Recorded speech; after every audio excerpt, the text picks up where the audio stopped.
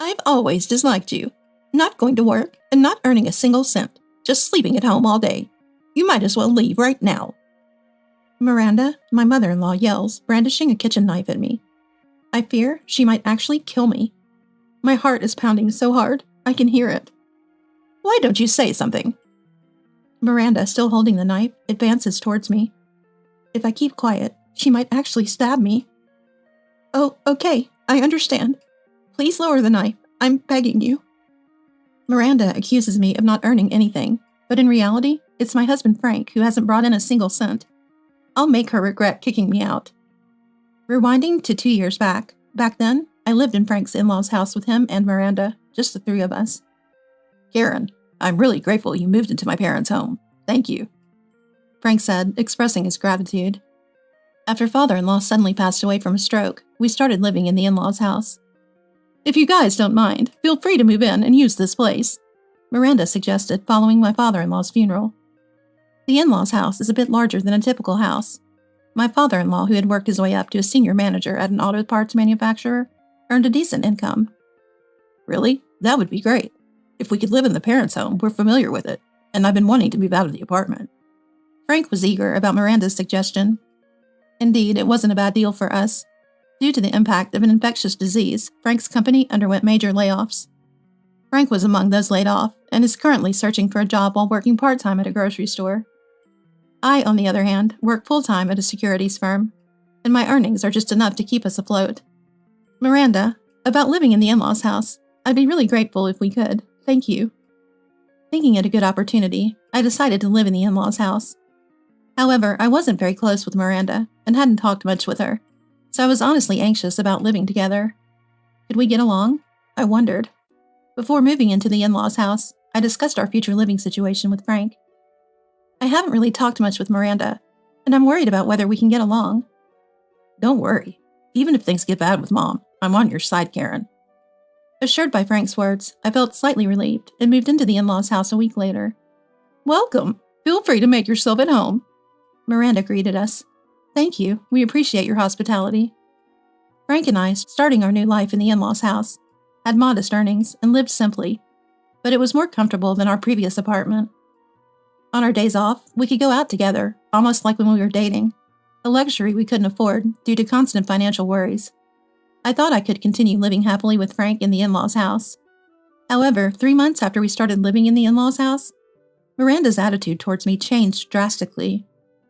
Karen, what's the idea of moving into my house and not doing any cleaning or laundry? What? I always do them when I get back from work.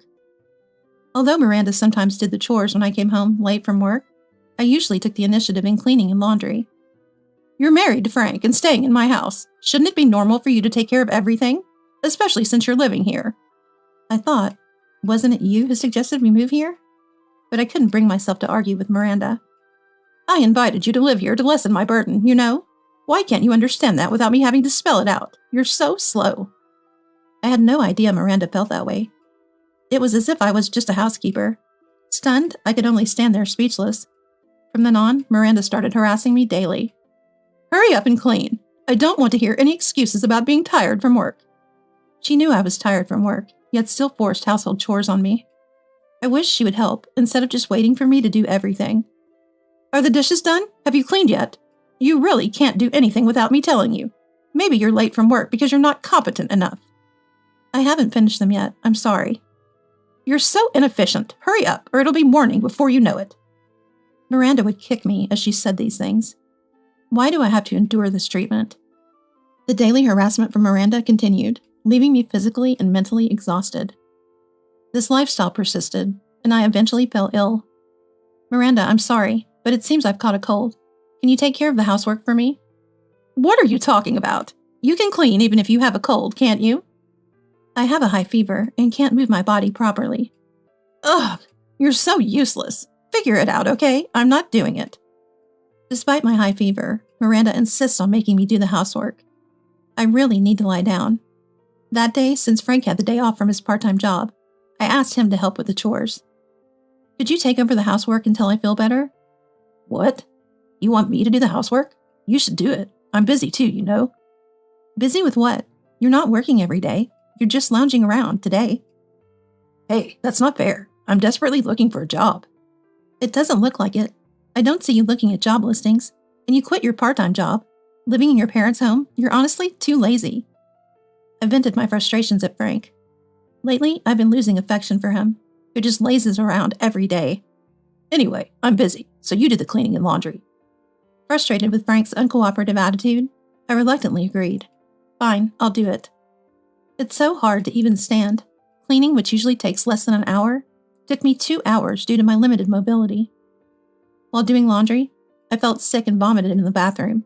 Trying to take a break, I rested on the living room sofa. What are you lounging around for? You don't have time for that. Get moving. While saying this, Miranda hit me and forced me off the sofa. If I were in good health, I could have finished everything before she had a chance to complain. Despite my high fever and hazy consciousness, I somehow managed to complete all the household chores, including cleaning, laundry, and cooking. The next morning, I immediately noticed something was wrong with my body. I can't move. I'm in too much pain. The strain from yesterday didn't help my fever, and my joints were incredibly sore. I had to call off work again. I still have a fever. I'm sorry, but I need to take another day off. That's okay. Be careful with the infectious diseases going around. Get well soon and come back to work. My boss was considerate and kind. If only Miranda and Frank could be like my boss. Having secured another day off work, I was about to go back to sleep when suddenly, Karen, come here right now! Miranda yelled, calling for me abruptly. I wonder what she wants this time. Struggling to keep my balance, I made my way to the living room where Miranda was. What's wrong? I was just about to go to bed because I'm not feeling well. Why are you home at this time? Usually you would have gone to work by now. I noticed your car was still here and wondered what happened. Looking at the living room clock, it was 8:30 a.m. Indeed, by this time, I should have already been at work. Yes, that's true, but I think I overdid it with the housework yesterday, and my fever hasn't subsided, so I took another day off. What? Are you saying it's my fault? I'm not saying it's your fault, but if you had helped with the chores, maybe I could have rested and wouldn't need to take another day off. After saying this to Miranda, I went to the kitchen to drink some water as my throat was dry. Miranda followed me into the kitchen. Wait a minute. You should be earning money and contributing to the house. You know Frank is struggling without a job. Who do you think will earn the money? I realized that Miranda saw me as a convenient woman who earns money without complaint and can be treated like a housekeeper. I think that's why she invited us to the in-laws' house.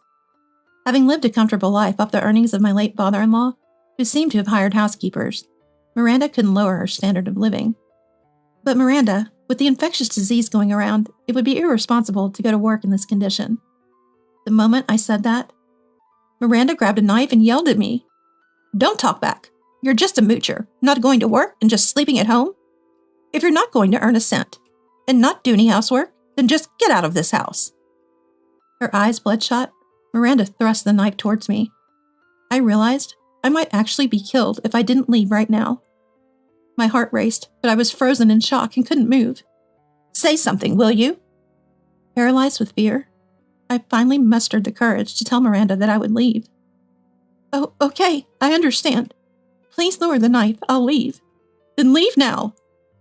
Miranda, still holding the knife, yelled even louder. At that moment, Frank, hearing the commotion, came into the living room. Seeing Miranda pointing the knife at me, he panicked and intervened. What the heck are you doing? Put that dangerous thing away now. Frank scolded Miranda and made her lower the knife. This was my chance. While Miranda was distracted by Frank, I seized the opportunity to flee the in-laws' house and headed for my parents' home. Miranda kept saying I didn't earn anything, but in reality, it was Frank who wasn't earning. I'll make her regret kicking me out. The parents' home and the in-laws' house are about an hour's drive apart. As I drove, I regained my composure and was filled with anger towards Miranda. Pointing a knife at someone is unforgivable, no matter the circumstance. With these thoughts, I stopped my car in a grocery store parking lot, about 5 minutes away from the in-laws' house, and called the police to report that Miranda had threatened me with a knife. The police said they would go to the in-laws' house to talk to Miranda, but asked, Can we speak with you at the scene to get your account of what happened? What? Go back to that house? I thought I was going to be killed. I can't face Miranda again. It's too scary. It was a ridiculous idea. I had been terrified Miranda would kill me. I refused to go back to the in-laws' house and explain the situation over the phone, including the past incidents of assault. Understood. We'll speak with Miranda about it. After speaking with the police, I drove for about an hour to my parents' home. I explained everything to my parents and decided to stay there for a while. Feeling unwell and unable to do anything, I finally had a good night's sleep in my parents' home for the first time in a while. The next day, feeling much better, I managed to go to work, but throughout the day, I received several missed calls from Miranda and Frank. I ignored them during work, but the calls kept coming even after I got home. Reluctantly, I answered the phone. Yes, what is it? What do you mean, what is it? How could you just leave like that? You abandoned Frank, and I heard you reported me to the police. You're the one who told me to leave, threatening me with a knife. If Frank hadn't stopped you, I thought you were going to kill me. Of course I reported it. I wouldn't really kill you. I didn't think you'd actually leave. Come back home right now. I'm not coming back to that house ever again. Frank doesn't even try to work, and I'm considering divorce. I said that and hung up the phone. Within 5 minutes, Frank called. I didn't want anything to do with Frank or Miranda anymore, but I answered the call. What do you want? Mom told me you're thinking about divorce. Isn't that too sudden? It might be sudden, but you never seem to try to find a job. I can't stay with someone like that. I am trying to find a job. If you were really trying, you could have asked for more shifts at your part-time job to help with our finances. I was trying to work hard too. What do you know? You don't understand how the layoff affected me? Fine, if that's how you feel, I'll give you a divorce. Frank said that and abruptly hung up the phone. I never wanted to say such things to Frank. But he wouldn't look for work, and he did nothing to defend me from Miranda's harassment, even though he knew it was happening. I moved to the in-laws' house because Frank had promised. If anything happens, I'll be on your side. That's what I had thought. 2 days later, as he had said on the phone, Frank sent the divorce papers and my belongings that I had left at the in-laws' house to my parents' home. Why did I even marry such a person? We used to love each other, but now I feel nothing for him. Let Miranda, who chased me out, and Frank live happily ever after, and regret chasing me away. The next morning, now divorced and alone, I enjoyed some personal time at my parents' home, for the first time in a while, thinking about Frank and Miranda. That's when it happened. Hello, this is the police. Following your report, Miranda admitted to brandishing a knife. She has been arrested for threatening behavior and wants to settle, but what do you want to do? Really? No way I'm settling. Please tell her I absolutely refuse any settlement. I was elated when the police called to say Miranda had been arrested. There was no way I was going to settle with someone who had exploited and tried to kill me. Hearing Miranda had been caught, I clenched my fist in triumph, proudly telling the police that I would not settle. Let Miranda regret her actions in prison. After about 30 days in detention, Miranda was sentenced to 2 years in prison. I thought this would teach her a lesson. That's what I thought. But a month after divorcing Frank, he suddenly showed up at my parents' home. Just when I thought things had settled down with Miranda, now Frank. Long time no see. Have you been well? Frank stood at the door when I answered the bell, showing no signs of remorse. What do you want? Please leave. At that moment, my parents were out, and I was the only one at home. Startled by his sudden visit, I knew I had no business with him anymore. I said things in the heat of the moment about divorce, but I want you back, please. Frank was pleading for reconciliation, but it was too late. I have no intention of coming back. Besides, we're already divorced. Please don't say that. Can't you come back? In the end, Frank begged me to return to the in-laws' house crying. Concerned about being watched by the neighbors, I let Frank inside to talk. So, as I asked earlier, why did you just show up out of the blue? I don't have anything to do with you anymore, and your sudden visit is troubling. Actually, Frank started to speak slowly in response to my question. Since you left, I've had no income and can't sustain a living. That's why I was wondering if you could come back. How much more useless can this man be? He agreed to the divorce, and now he's asking me to return because he has no money? That's too convenient. Why don't you just work hard yourself instead of expecting me to come back? Well, that's true, but I haven't found a job yet. I'm really trying. I think I'll find something soon. Please. There's no way I'd return to the in-laws' house after all this. Frank, do you really expect me to believe that now? I've been asking you to work ever since we were married, and you still don't have a job. You probably think I'll come back if you say anything. There are plenty of part-time or contract jobs, even if you can't get a full-time one. It's clear you just don't want to work. Plus, Miranda threatened me with a knife, and I was genuinely scared. If I return to the in-laws' house, it'll be the same as before. I'll do all the chores while you do whatever you want, right? Even though Miranda is arrested for now. I won't let that happen again. Next time, I'll definitely be on your side. No, I'm sure Miranda will do the same thing again. It's not normal for a mother-in-law to threaten her daughter-in-law with a knife, right? I can't live with someone like that. Frank fell silent, having nothing to say. If you have nothing to say, then that proves my point. Can you leave now? Despite being asked to leave, Frank didn't move. My anger started to rise. I'm telling you to get out of this house! Startled by my shouting, Frank hurriedly left my parents' home. Although he left quietly that day, he began showing up at my parents' home every week, begging me to come back, regardless of whether my parents were home or not. My parents even said his behavior was abnormal. Karen, just come back, will you? Frank's yelling could be heard from the doorstep one day. Again, he shows up without learning his lesson. It's a nuisance to the neighbors, and I wish he would just give up. No matter how many times he comes, the result will be the same. I'm not going back. Please stop. It's bothersome when you show up unannounced like this. A phone call or a message would be more appropriate. But a call or a message wouldn't convey our feelings, right? There's meaning in meeting face to face and saying it directly. Despite my protests, Frank only insisted on me coming back. It was clear he didn't want to work anymore and was only after my earnings. So you say you're just after my money, aren't you? I don't want to see you anymore, so don't come here. If you come again, I'll call the police. I threatened to call the police to make him leave, but knowing Frank, he might keep coming back to my parents' home. Thankfully, Frank didn't show up at my parents' home for a while after that. It seemed he finally gave up. I was on the verge of losing my temper with Frank, who had become almost like a stalker.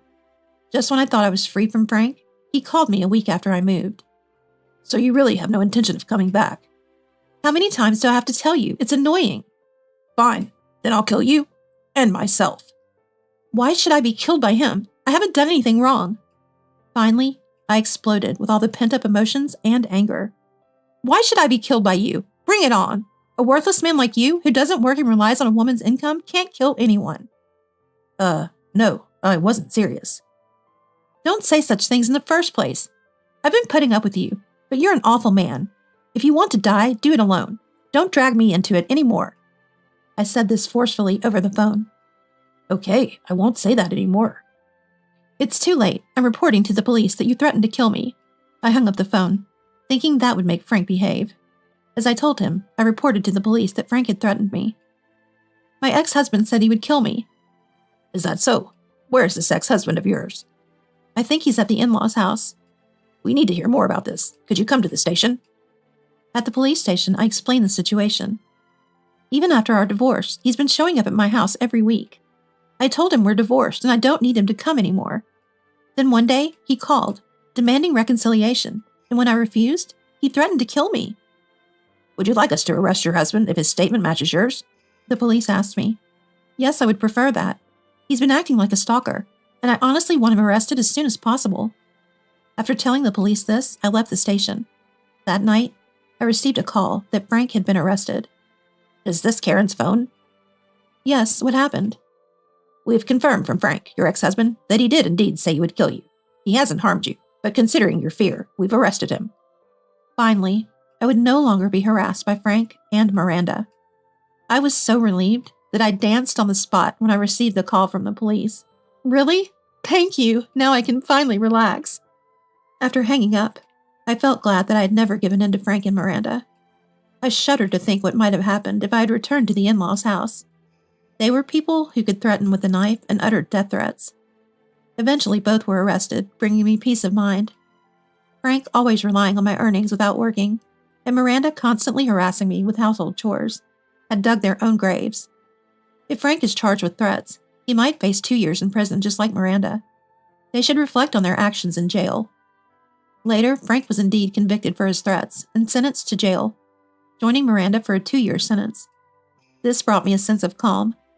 However, there's a chance they might come to my house or my parents' home after being released. Considering this, I decided to move with my parents. Dad, Mom, if we stay here, they might come back. Should we move? Yes, it's a shame to leave our home, but your safety is more important. Let's move. Dad said that our lives are more important than clinging to our parents' home and decided to move. This way, even if they get released, nobody will be living in my parents' home anymore, and they won't know where we've moved to, so we'll be safe. 2 years later, when Miranda and Frank were due for release, they hadn't come to my new place. I had changed my phone number and email address so they couldn't contact me. During that time, about a year after Frank went to jail, I remarried a man I met through work. He's 2 years older than me, hardworking, kind, and feels like too good of a person for me. Unlike Frank, he actively helps with household chores. We are expecting a child and planning to build our home. With Frank, I couldn't even dream of such happiness. Now, I look forward to a happy and long life with my husband and our future child.